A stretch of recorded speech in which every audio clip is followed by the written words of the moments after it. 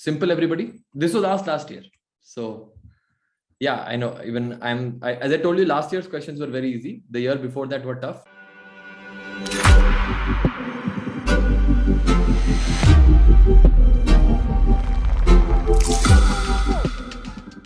All right. So let's start with the first one. Okay, so we'll start with the first one. Move 10 multiples to the end. Fairly straightforward stuff, everybody. Fairly straightforward, nothing too difficult over here. But this is the level of the TCS question. So we'll try to solve it. Okay. Move 10 multiples to end. Given an array of n integer numbers, the task is to rewrite the array by printing all the multiples of 10 at the end of the given array. Note the order of numbers which are not multiple of 10 should remain unaltered. And similarly, the order of all multiples of 10 should be unaltered. For example, 10, 12, 5, 40, 30, 7, 59, and 10. What we need to do is multiples of 10 should be at the end and non-multiples of 10 should be at the start. Okay, so we'll just take this one, for example, and we'll put here. So let's say this is the example that's given to us. Okay, we have to create another array. So this is our original array. The answer array has to be such that if it's a multiple of 10, it should come at the end. So imagine like there are two parts of the array.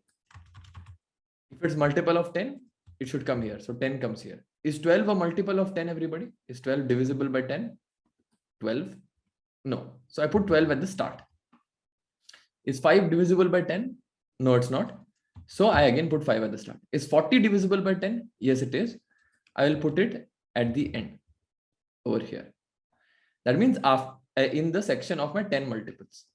30 again over here. 7 over here. 50 over here. 9 over here. And 10 over here. So overall, the array becomes like this: 12, 5, 7, 9, 10, 40, 30, 50, and 10. This divider I have just put here, but it's not really needed. This is what the final array, the answer array, looks like.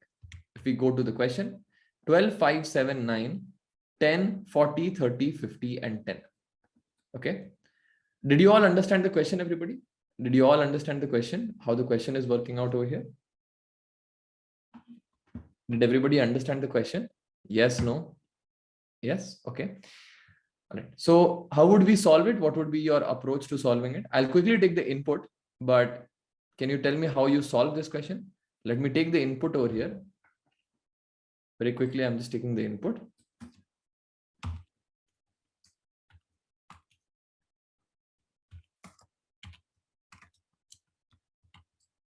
Meanwhile, you tell me the solution approach. I'll explain all the code, but you tell me the logic behind what will you do over here.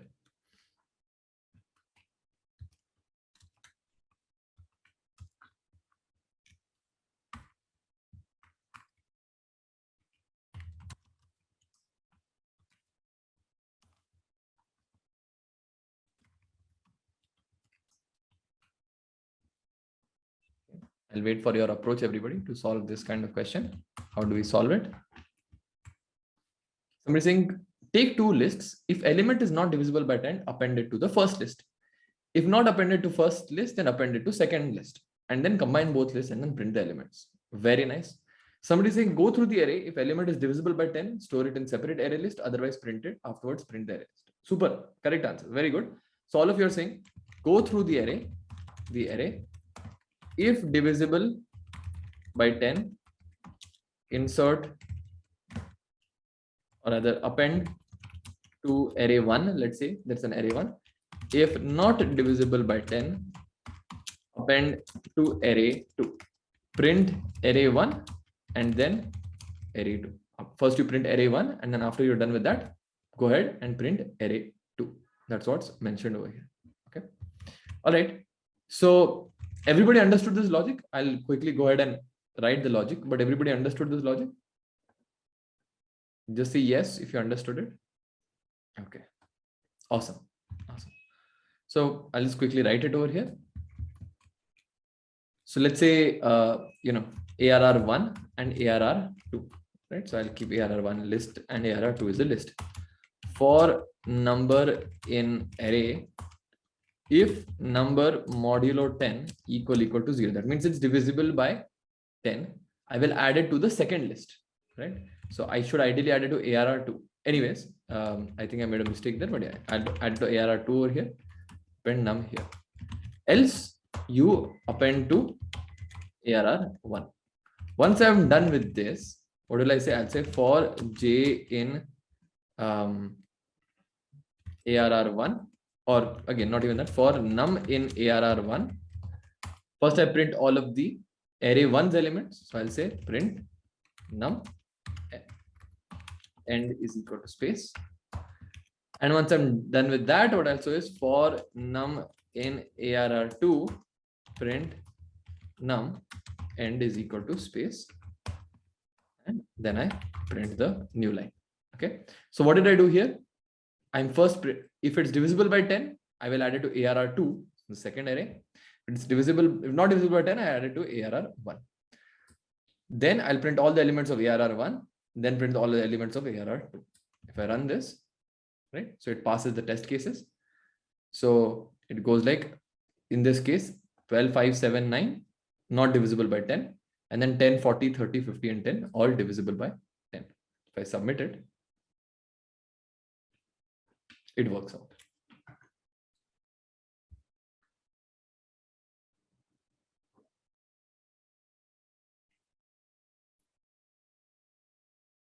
All right, is that clear?